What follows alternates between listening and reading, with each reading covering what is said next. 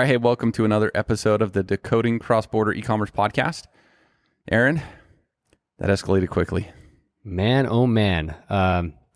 Yeah, there's a lot of fighting going on, and I can't keep up with it. But it did. I think we had reciprocal tariffs for China come out. 34%. Which reciprocal? This is the reciprocal from us. This was on the big board that came out. This right? is the big board one, 34%, which was on top of the 20% that's been added already previously this year. That there was 2 rounds of 10%, went from 10 to 20, so that was 54% so far this year. New. That doesn't include just whatever the duty was anyway, right? Right. Well, and then also there was the penalty tariffs that were added in Trump's first term, so years ago. That still never went away. So let's start way back and let's add these up. So the first one, you got standard duty. Standard duty. World WTO MFN duty rate, right? Then you have the penalty tariffs were added back in 2018. That were 7.5%, 25%. Kind of those were kind of the two common numbers you'd have in there. So you got those two things that have been in play for years. Then it started out, went from 10% quickly to 20% on top of all that. This is stacking. Stacking, now we're in the 30 to 40% range. Now we're adding in another 34% on that nice board that they had on their so after the big board, we're at 60+%. Yeah, so let's call it, I don't even know what MFN, we're doing fictitious stuff. Let's say it's 5%. Okay, that'll be easy math, yeah. And then you get your 25% penalty tariff. So let's say something was at 30%. Then you added another 20% this year, back in like February. So now we're at 50%. Then you added another 34%. You'd be at 84%. Then guess what China did? They said, well, we're going to retaliate. We're going to add 34% on all the U.S. imports. So what did Trump do? He immediately said, well, make that 34% 84%. So he added an extra 50% on. I already lost track where I'm at. And then China retaliated again, I think. Yeah. So now we're at 134% on this fictitious product we're talking about. And then China did come back. So you buy a $100 item, you're paying $134 in duties. Yeah. And then China just came back and just did tit for tat, and they went, instead of 34, they added another 50%. Yeah. So now it's back in Trump's court. I don't know what we're going to do. We're sitting here this morning. The headlines are out. We import 5x more than we export to China, which I honestly thought that was kind of high. I thought that the 5x. I'm sorry. I thought it would have been a bigger discrepancy than even that. But yeah, this is going to hurt. It's going to hurt the U.S. too. I mean, this is going to be painful. Yeah, no, absolutely. And then you also have the EU just approved this morning their retaliatory tariffs, which go into effect on the 15th, which are going to be between 10 and 25% is the stuff I'm reading. I think it's $22 billion worth of goods, somewhere in that range. Don't hold me to it. So again, but their language is, hey, we want to negotiate and we want to work through this. So I mean, I think everybody's trying to feel like they're in control of the conversation, but I think they'll come to some terms. It doesn't feel like I don't know how good the communication is between China and Trump right now. Okay, so let's just talk about the de minimis then. If something's importing today with DHL Express. Wait, I had another thing to talk about real quick. Good. On Europe. As we're speaking of Europe. Yeah. Just a fun fact. Did you know that the first French fries were not cooked in France? Really? Yeah, they were cooked in Greece. Okay. Carry on. De minimis. The jokes are the best when I don't know they're coming or what they are. All right. Now let's get into the de minimis e-commerce. How's this impacting merchants? Today, something's made in China. It's shipping from Greece. Would there be duty on that if it's under $800? No. Okay. When would that go into effect? May 2nd. All right. Because that good was made in China. Yep. Right? Yep. So retailers right now are nervous because they know this is going to, the one that it's impacting retailers today, it's when they're importing over $800 into the U.S. Yes. That's already like super painful. Okay. So let's talk about then May 2nd, what's going to happen with de minimis. Let's talk about express carriers, and let's talk about the postal carriers, and also the where it's made, where it's shipping from, all that good stuff. Yes. So you're right. Right now, still everything under $800 is duty free. Okay. De minimis is still in place. So all of these crazy tariffs we were just talking about with China, the low value e-commerce world is still insulated from that for now. Let's say then May 2nd, Greece, $100 shipments coming in with something that was made in China in the box, and it's coming DHL Express. You are going to get hit with all those tariffs we just talked about. $134 if it was 134% in that scenario in tariffs. Okay. Let's say that same shipment shipped postal. That's different. So in the executive order, they called out the postal stream. And we talked a little bit on this on a previous podcast where they created a simplified duty calculation. The original percentage they came out with was it could either be a flat 30% or it could be a flat $25 a package. And then that 25 was going to move to $50 on June 1st. So 30% and then 25 moving to 50, right? So on this last amendment where they went from the 34 to 84% as they're bickering and fighting over everything, they also addressed the postal stuff. They went from 30% to 90%, and then it went from 25 to 75, and then to 150 on June 1st. So 75 to 150 with 90%. Yeah, so they tripled the postal stuff that they had in there. So yeah, it's which still actually is a better deal. Wild. Isn't that crazy? Yeah. Okay, so now let's say May 2nd comes, something ships from Greece and is made in Greece. How much is the duty going to be if it's under $800? 0. Okay. All right, good to know. Until when? To be determined whenever systems has been written that it will eventually, when the systems are in place, that goes away, and then it's going to get the standard, the big board tariffs are going to get hit on the for every other country of origin on de minimis here soon. Yeah, the intent is to remove de minimis for rest of the world as well. They just don't have the systems in place to do it. So that's going to happen. It's just a matter of when. Okay, you're a retailer outside the U.S. What would you do? Or what are they doing? What are you hearing? What's the word on the street, Aaron? The word on the street is everyone's like pausing ordering. Like let's say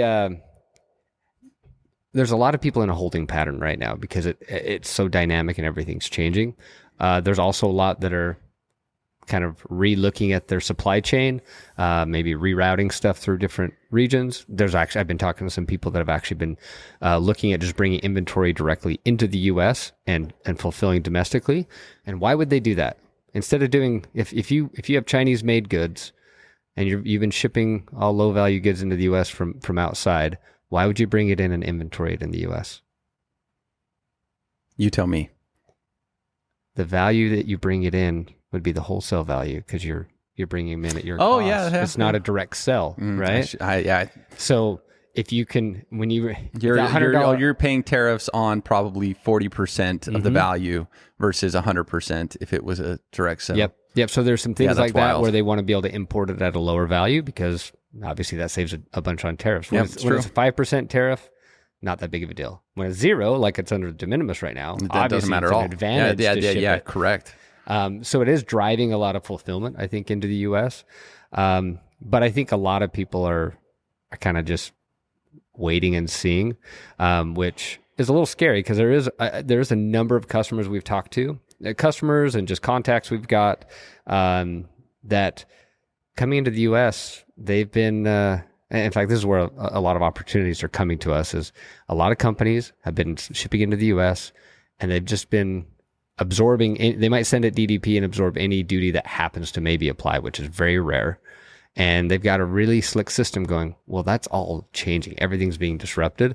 And they've got to completely change their strategy coming into the U.S. so they can account for these costs because their business can't sustain it. Or you're going to have to make it here.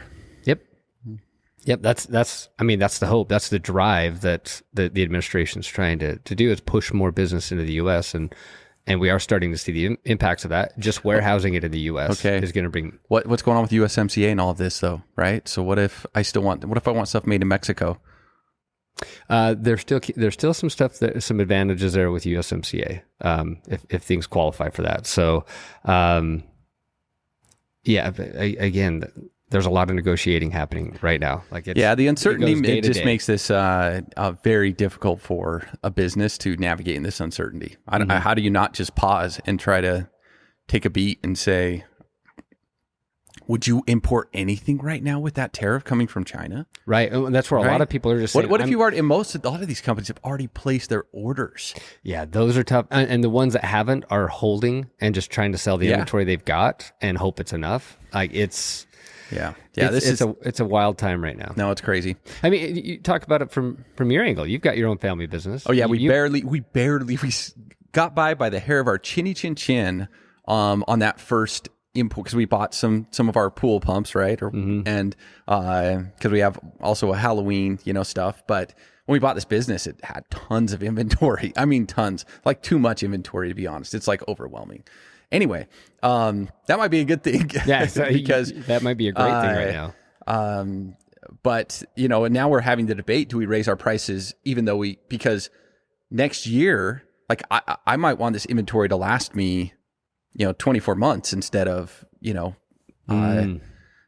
I don't know if, I don't know what's going to happen next year if the tariffs are this high. I'd rather just raise the prices right now. Yes, it's a lot of question marks. So let's talk a little bit about, let's be speculative here, because I think this is important. Everybody's holding, but what are they holding for? What are they expecting to happen? And I don't think anybody really knows the answer, but we should at least... Okay, yeah. Let's whiteboard this a little bit to see what we think. Do we think the administration is really wanting to stick to that whiteboard of reciprocal tariffs and those exact rates that were just designed off of the actual trade deficit with each country? Are those really the rates that are going to be sticking long term? It depends. Okay. I think on what? On it, and I don't think we know the answer to this. Is Trump? Is he more determined to basically, he believes in tariffs, or does he actually want to just win make a deal? And I think there's, from when you hear him throughout time, I don't know which it is right now. Like if he truly believes in tariffs and wants manufacturing to come back, then I think he threw that up there and is like, this is how I'm going to do it. One of the things too, even though I don't totally, maybe it's probably accurate, which is if you, they were talking about the penguins, right? The Penguin Island. Oh yeah, Norfolk Island. Yes. Mm-hmm. And part of the reason that they threw tariffs on it, do you know what they said? Why? I haven't heard and the of course response. They're not going to do it through the penguin, but it was just an example of where their minds are. They said China will just find a way to ship it through there.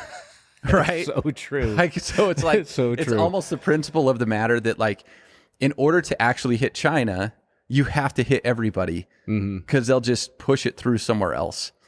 So again, I just think, what's your thoughts? What's your speculation, Aaron? My thoughts are the actual figures, the percentages that were put up there are a bunch of BS, and intentionally so. Yeah. I think it was just, we're going to throw a landmine out there, and we're going to make everybody pick up the pieces and come to us and negotiate. And then they will come to a much more calculated and reasonable figure for each country that's willing to negotiate. And they've been touting this in the headlines. They're talking about Japan coming to the table and others. But when the EU comes back with zero and Trump says, that's not enough. Yeah. Like, are you going to pay me extra? So this is what, so I'm talking about specifically, okay, the 46% for Vietnam. It doesn't really need, it's not going to stay at 46%. It's going to come down to something more calculated and reasonable. You think so? I do. I think this is just a tactic to get everyone to come to the negotiating table. I don't know. We'll see. Based on everything I'm seeing. Anyways, that's my opinion. Again, I reserve the right to be wrong. But I don't see tariffs. I see it being not going to zero. I think there's another angle here. If you look at all the executive orders, I was just looking at the list of the last 10 of them.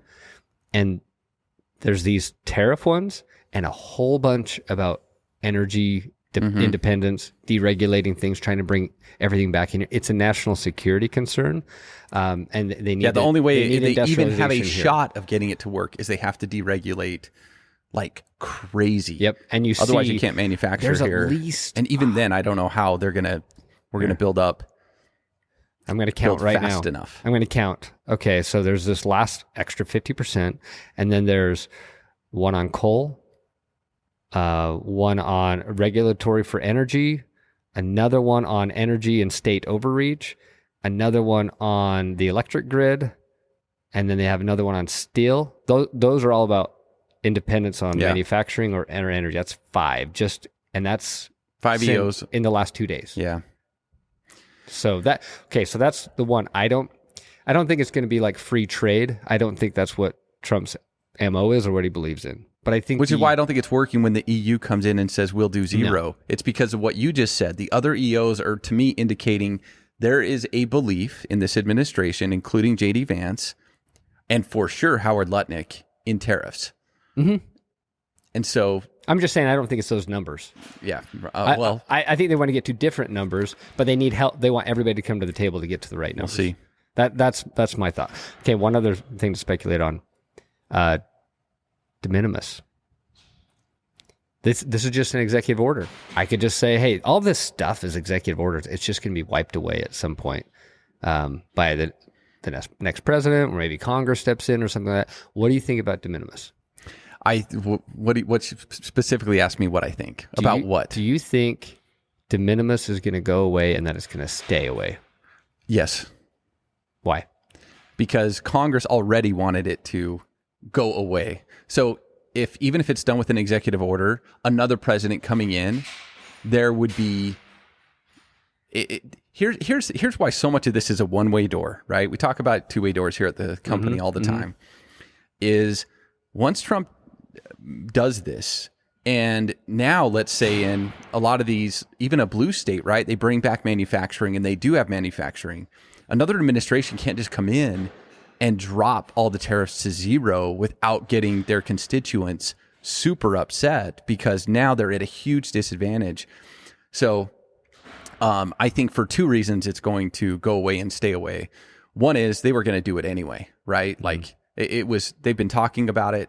And 2, once it's kind of happened, it's really hard to pull away. You're going to get complaints from the business community that's now adapted to the new norm. I totally agree.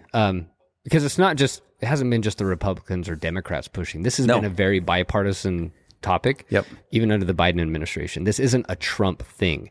He's using an executive order to accelerate the timeline to get something happening.